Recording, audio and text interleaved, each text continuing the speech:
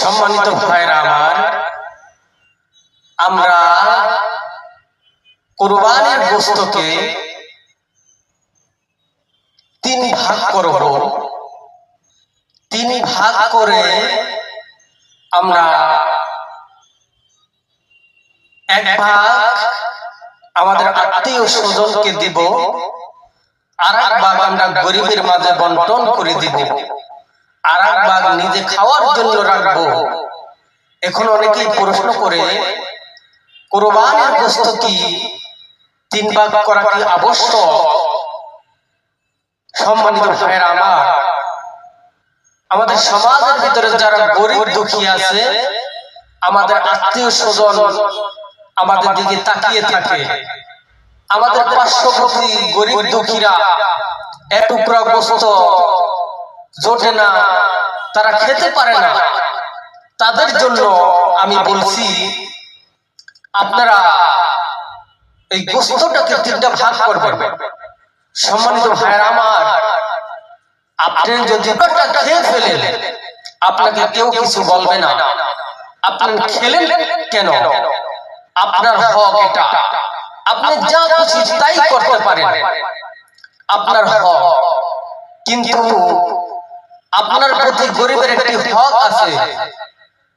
আল্লাহ রাব্বুল আলামিনের হাবিব জনাবে মুহাম্মদুর রাসূলুল্লাহ সাল্লাল্লাহু আলাইহি ওয়াসাল্লাম প্রতিবেশীকে ভালোবাসতেন, প্রতিবেশীকে খাবার দিতেন। তার স্ত্রীগণকে ডেকে বলতেন, ও আমার স্ত্রীরা, তোমরা শোনো, যখন তোমরা তরকারি রান্না করবা, তরকারির ভিতরে একটু ঝোল বাড়িয়ে দাও, যেন আমি আমার প্রতিবেশীকে দিতে পারি, প্রতিবেশীকে খাবার দিতে পারি। একটু ঝোল বাড়িয়ে, তরকারির ভিতরে একটু ঝোল বাড়িয়ে দিবেন, প্রতিবেশীকে আপনি দিবেন। আল্লাহর হাবিব কি করতেন? প্রতিবেশীকে খাবার দিতেন, প্রতিবেশীর মাথায় হাত বুলিয়ে দিতেন। এইভাবে আল্লাহর রাসূল করতেন। তখন আল্লাহর রাসূল ভয় করতেন, আল্লাহ রাব্বুল আলামিন নাকি প্রতিবেশীকে আমার ওয়ারিস বানিয়ে না দেয়। এই ভয়টা আল্লাহর রাসূলের সব সময় কাজ করতেন, এই ভয়টা আল্লাহর রাসূল সব সময় করতেন। ঠিক আমরা তেমনি বন্টন করার ক্ষেত্রে আমরা কি করব? তিনটা ভাগে ভাগ করব।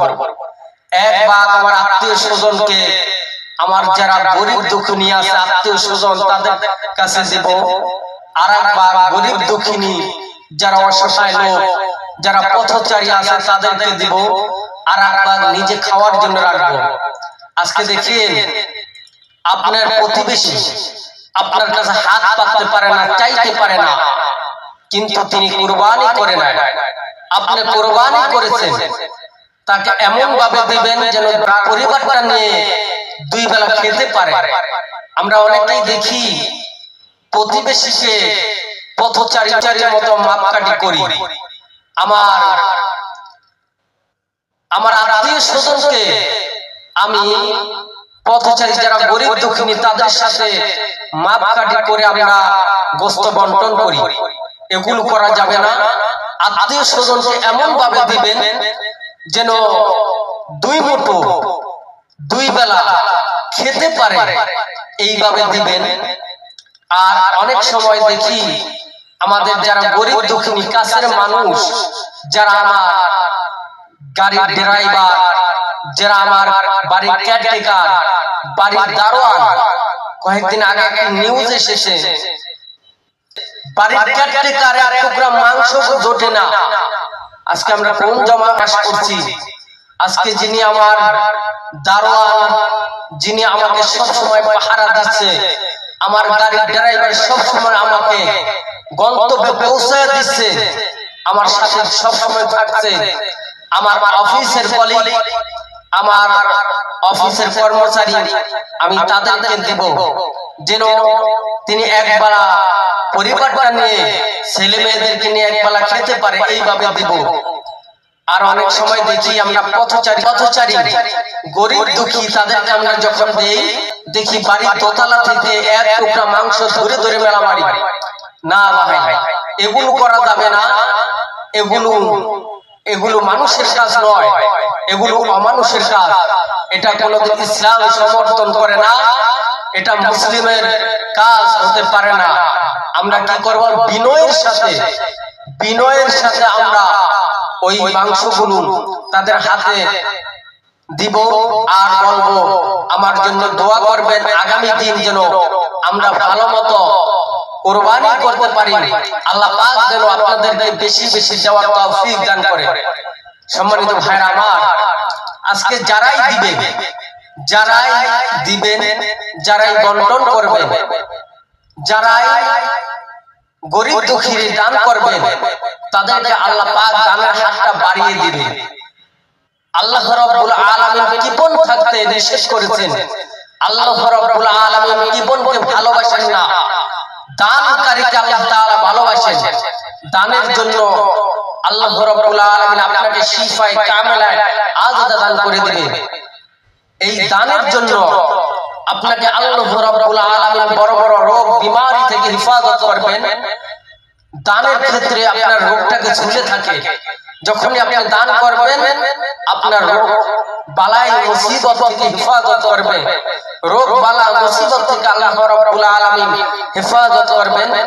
দেখবেন আপনি এই বছর দানের হাতটা বাড়িয়ে দিয়েছেন, আল্লাহ পাক আপনাকে বড় বড় আল্লাহ পাক আপনাকে নিয়ামত বাড়িয়ে দিবেন। আপনি যখন দান করবেন আল্লাহ পাক আপনাকে নিয়ামত বাড়িয়ে দিবেন। দেখবেন খোদার কসম, আল্লাহর কসম করে বলি, যখনই আপনি দান করবেন দেখবেন আপনার রিজিক কোথা থেকে আসছে আপনি কল্পনাও করতে পারবেন না।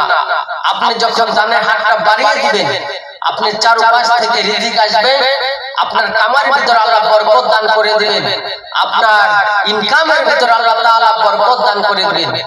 আপনি যখন কৃপণ করবেন, হাতটা চেপে ধরবেন, আপনি কাউকে দান করবেন না, আল্লাহ পাক আপনাকে দিবে না।